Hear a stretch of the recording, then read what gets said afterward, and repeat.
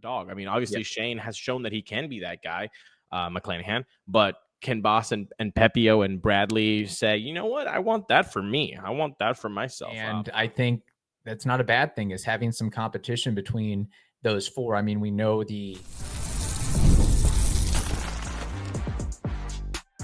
You are Locked On Rays, your daily Tampa Bay Rays podcast. Part of the Locked On Podcast Network, your team every day. Welcome into Locked On Rays, your daily podcast covering everything Tampa Bay Rays, from game analysis to player interviews. We've got you covered with all the latest news and insights. My name is Kevin Weiss. I'm Ulises Sambrano, bringing you expert analysis and passionate discussions about our beloved Rays. Whether you're a diehard fan who vividly remembers Longo's Game 162 just like us, or you remember the early Devil Ray days of Wade Boggs and Carl Crawford, we are here to break down every play, every trade, and every milestone. In fact, this is our 6th season covering the Rays daily. In every season up till 2024 that we've covered the team, they've gone to the playoffs, but you can still grab your favorite Rays gear, settle in, and subscribe to our Locked On Rays YouTube channel and other podcast platforms. You can also find us on X and Instagram at Locked On Rays. Today's episode is brought to you by Gametime. Download the Gametime app, create an account, and use code LOCKEDONMLB for $20 off your first purchase. Terms apply. Download Gametime today. Hey, Kevin, what time is it? Game time. That's right. All right. Today's episode, we have a player review. And on the hot seat is one right-handed pitcher, young pitcher, talented pitcher with loads of potential, Shane Baz. As we do with these player reviews, we talk about what went right, what went wrong, the future with the team, and then we give them an ultimate letter grade as well. So, Ulises, like to start it off with Shane Baz? Some overall numbers for him. He went 4-3 in 2024 in 79 and a third innings pitched. He had an ERA of 3.06, a FIP of 4.07, ERA plus of 131. Pretty sweet.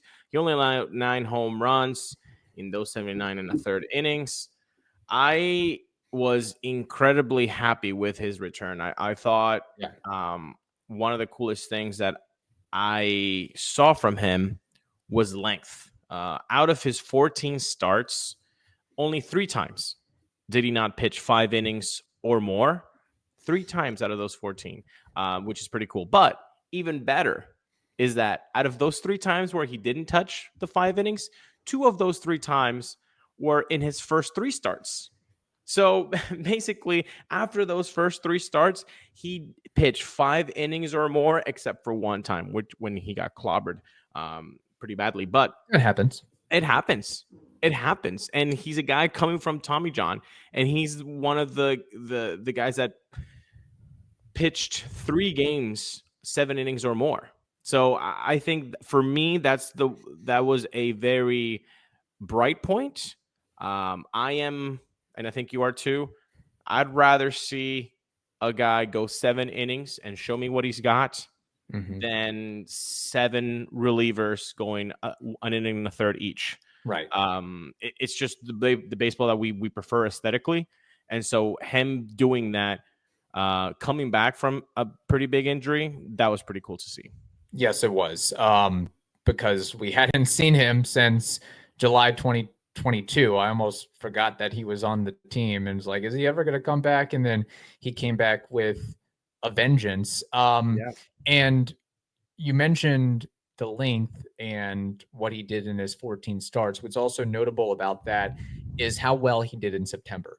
If you look at his numbers, ERA, strikeouts, all that, I mean, overall, it was his best month. And he pitched in at least 6 innings in all but 1 of his September starts, where I think he went 5. He also got a 7-inning outing in September as well. And what we saw from Shane Baz before he had Tommy John is what we basically continued to see from him in 2024. We saw 4 quality pitches. We saw a fastball that he could dial up to 97, 98, 99, challenging hitters at the top of the zone, able to locate it at the edges if he so choose, and a nasty curveball as well. It breaks from the top right quadrant to the bottom left quadrant, and he was able to get a lot of righties out with that pitch. And I think if you read some of the quotes from Kevin Cash and Kyle Snyder, they just believe his progression is going to go further, and he's got all the talent in the world. And I know we don't focus a lot on win-loss, but you just wonder if he actually had some semblance of run support like all the other pitchers, and you didn't have a team that had an MLB worst 212 with runners in scoring position, what his record would be. Would it be 7-2, 6-3, something like that? So I think the ceiling is only going to rise with him, and maybe hopefully a full season where you can take the training wheels off of him and say, okay, he went, 70 and some odd innings this year. He pitched some innings in Durham. Let's really let him unleash and see if he can make 28 to 30 starts in 2025. And where does he wind up in the rotation based off of that? And, it's what we like about Shane Baz. We talked about this before, is the poise and composure that he has on the mound and the repeatable delivery. He throws the easiest 98, 99, effortless. And he's able to tunnel some of his pitches pretty well in that respect. And talking about those pitches, the 4-pitch mix, they're used thoroughly. I mean, the 4-seam fastball, 48%, the slider, 21%, curveball, 21%, the changeup, 10%. You really, if you're a hitter against Baz, you might be able to take off the changeup, but even then, if you do, 10% of the time is not negligible. Right. It could get you. You could be the guy that gets that changeup every 10 pitches. So I feel like he's able to keep hitters guessing with these 4 pitches that are plus pitches, and he's using them very mixed evenly.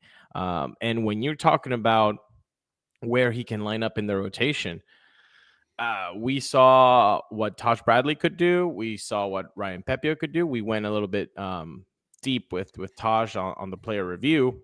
We know Shane Mack is going to come back.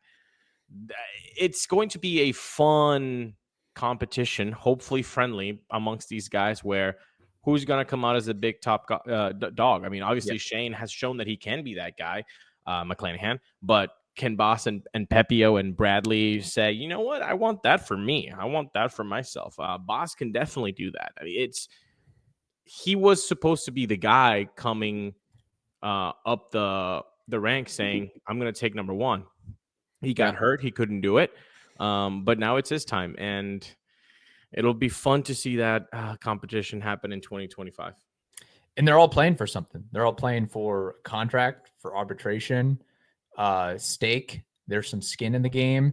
And I think that's not a bad thing, is having some competition between those 4. I mean, we know the status of Shane McClanahan, and when he's on, he's an ace level talent, but where do those next guys fall in the line? How does it end up shaking out in 2025 and beyond? Is Baz the go-to guy after that? And then is it Bradley, or is it Pepiot, or is it Pepiot, Baz, and Bradley, or Bradley, Pepiot, or Baz? I think that's going to be a fun conversation to have in the future for sure. All right, getting to what went wrong. There's no need to look anywhere else for tickets other than Game Time. You know it. If it's comedy, concerts, sports, theater, whatever it is, Game Time has it. And they've got all-in pricing, which means that you can toggle this feature on the app to show the total upfront with no surprise fees at checkout. We all hate those surprise fees at checkout. Something's worth $20 and then it's up being $68.99. What the bleep happened? Well, Game Time doesn't do that to you. And they've got seat views, which means that you can get a panoramic view from your seat in the app before you buy. This is my favorite, and it'll be your favorite. So take the guesswork out of buying tickets with Game Time Picks. Download the Game Time app, create an account, and use code LOCKEDONMLB for $20 off your first purchase. Terms apply. Again, create an account and redeem code LOCKEDONMLB for $20 off. Download Game Time today. Kevin, what time is it? Game Time with Shane Baz. Something that we focused on with Taj Bradley in his player review is similarly, when Baz gets hit, it can get hit hard.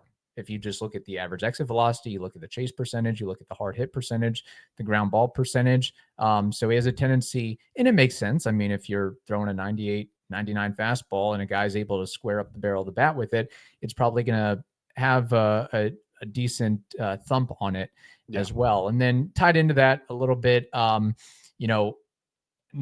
nitpicking too much, but it would have been great if we saw him in March or April with the Rays, but he had that oblique injury that set him back after Tommy John surgery, which of course delayed his 2024 debut. So I would have just been curious to see what he could have, how much he could have put together with a quasi full 2024 season. Would he have given us 110, 120 innings? And maybe at the end of the day, it wouldn't have made that much more of a difference in the grand scheme of things because of the offense and the lack thereof. But maybe this team was, an 83 or an 84 win team if you had a fully healthy Shane Baz. And then you could have gotten maybe something extra, right, into the playoff atmosphere for that September chase.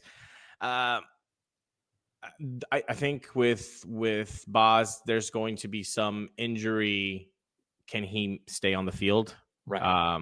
Situations until he proves that there aren't. And you kind of prove that when there are a couple of years at least of like no big issues. Yes. But so he's on that train of like, yeah, I want to see him and I believe he can do it, but can he stay on the field sort of thing? So hopefully he can. One thing I found that it's not like didn't worry me or concern me, but it was kind of odd to see all his secondary pitches overperformed in both batting average against and slugging against, meaning they hit him, let's say 220 or 170 against the curveball, but the expected batting average was 230. So he overperformed, and the slugging was supposed to be 400, and then the actual one that happened was 320. So like he overperformed in all of those metrics, in all of his secondary pitches, in both batting average and against and slugging against. So his numbers could have been worse. And when I say that, that's pretty nitpicky. Yeah. I don't know about you, but I think that's pretty nitpicky. There's not a ton of wrong that went with Shane Baz, except for the injury really in 2024. No, you're right. And that will be a conversation to be had is, will there be a little bit of regression of expected versus actual numbers? And we mentioned his ERA, it was 3.06, but his FIP was 4.07. So maybe the realistic number is split somewhere the difference between those two, which is fine. Hey, I'll take a guy with a 3.5, 3.6 ERA if you can give us the innings. And that's a big point that you hit on is, I know he's young. He hasn't been around that long, but he made his debut in, what was it, 2021? 2021. Is that right? Yeah. But we haven't seen a lot of him.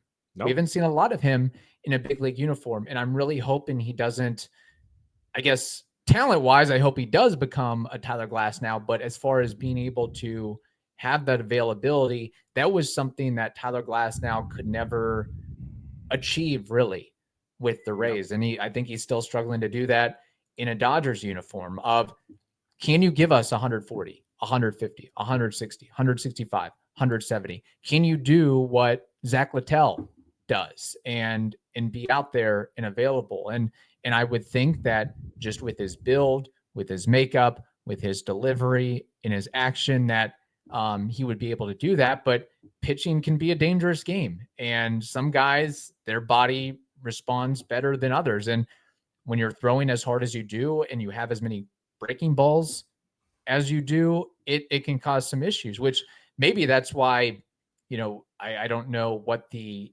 ins and outs or the reasoning was behind this, but this past year, nearly 50% of his pitches were fastballs.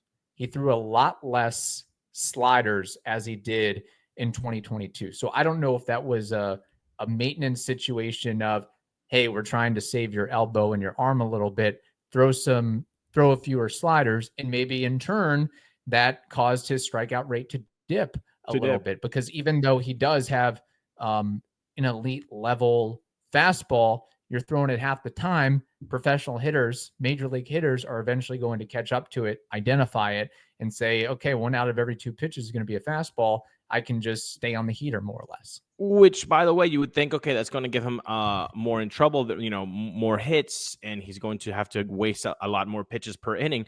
But if you look at his pitches per inning, it's at 15.2. It's pretty great. And if you do 15.2 divided by times 6 innings, he would be averaging around 91 innings per a 6-inning start. So when you talk about length positively, he can definitely do that. And when you talk about, well, maybe there's a here and there that went wrong and maybe that you can fix it, it's there to be fixed. He can do this. It's actually pretty amazing that by putting a little bit more fastballs and a little bit sliders, you're not getting caught up in a lot of traffic on the bases. You're still getting out routinely in 15 or so pitches. I feel like with Baz, the injury is the biggest wrinkle. I mean, I really cannot find something that screams this needs to be worked on urgently. No, outside of maybe getting some more strikeouts, that'd be great. Nice. And maybe that would be nice. A few more ground balls. But yeah, this is pretty nitpicky, which is a good thing at the end of the day. And again, it goes back to if the Rays are wanting to get or acquire a middle of the order bat or a guy that can uplift the offense, I feel like if you're the Rays, you have to be confident that Shane Baz can give you a full workload. And in turn, you can say, all right, now we're ready to trade a Zach Littell or Jeffrey Springs. But if you don't know what you're really going to be able to get going forward from Shane Baz, that makes the math and the arithmetic a little bit tougher in my book. So that needs to be hammered down and figured out at the end of the day, because I just want to see a full season from him and see what he can put forth with all that. So, well, switching I like that, because let's look to the future. Get ready to tackle the NFL action with FanDuel, America's #1 sportsbook. Right now, new customers can bet $5 and get $150 in bonus bets if you win. The FanDuel Sportsbook app gives you everything you need to place live bets on the NFL all in one place. So when you get a hunch in the middle of the game, you can check out the latest stats, view live play-by-play, and so much more on the same page where you place your bets. Just visit FanDuel.com to join today. You'll get started with $150 in bonus bets if you win your first $5 bet. That is at FanDuel.com. Never waste a hunch and make every moment more with FanDuel, an official sportsbook partner of the NFL. What would you expect the growth in innings to be for him in 2025? Because once you he was hurt, not only with the TJ but with the oblique, so some bullets were safe there. He pitches about 80 innings, 79 a third. Okay, so 80. What does that progression look like to you in 2025? I'm hoping I wouldn't go as far as double, but I'm hoping for 140. If you're giving me at least 6 innings every start, give or take, and maybe you have a injured list stint or you're tired and you get a phantom IL, I need to see a full season from Shane Baz, and that's what I'm expecting. And I would think that the Rays are ready to unleash him in 2025. Kevin Cash had a quote, Shane has put together a really nice body of work with the innings. You can think that going into next year, there probably are not going to be too many limitations. So that tells me, let him ride. Let him go out there from day one and make as many starts as possible. 28 starts. And 27 again, starts. Let's I've been hammering this point. If he can keep those pitches per innings down, he is a guy that you can let go into the 7th inning. The 3 times that he pitched 7 innings or more this year, his number of pitches were 97 pitches, 92, and 96. Mm-hmm. So he can give you 7 innings plus on less than 100 pitches. Like, this is a guy that you can kind of have a long leash in 2025 because you are going to have some guys coming back from injury, a very big injuries. Rasmussen, if he makes it into the rotation. Springs, if he makes it into the rotation and is healthy. Shane McClanahan coming back. Like those are three big guys that are going to have limitations on them. So who's going to pick them up? Bradley, Baz, Pepio, and perhaps Littell.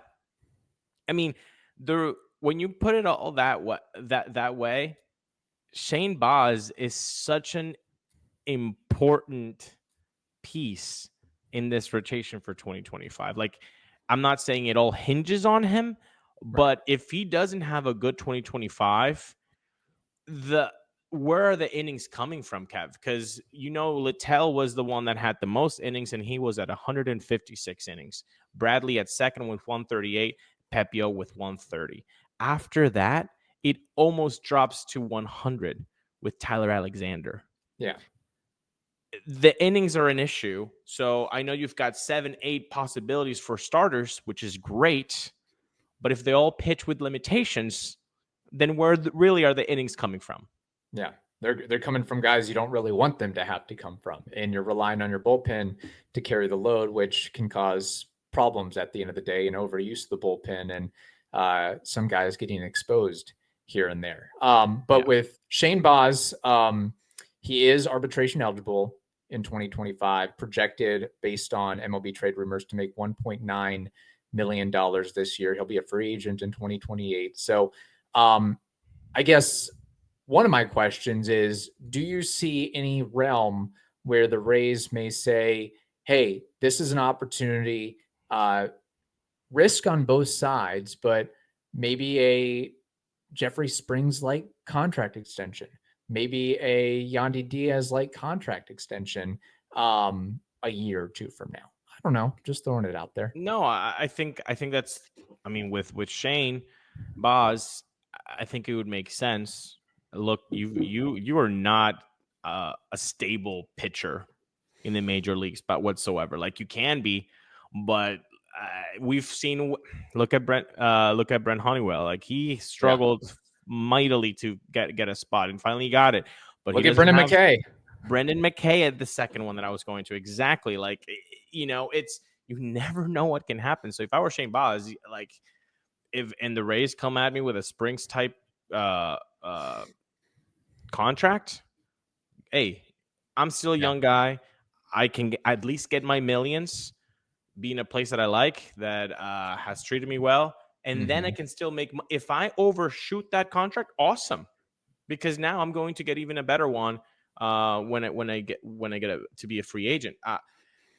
The issue with this is like the issue with talks about Juan Soto or Junior Caminero. It's the two words. It's Wander Franco. Yeah. What happens there? Because I don't think the Rays are willing to put a lot of money, even if it is a Springs type contract under terms, if they don't know what's going to happen with Wander Franco. That's fair. As far as where he slots in the rotation for 2025, where would you put him? 1 through 5.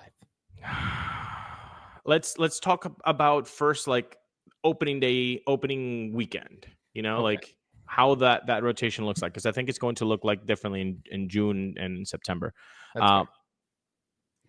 Littell, I've said this, he should get the opening day, so he's number one. He earned it for 2024.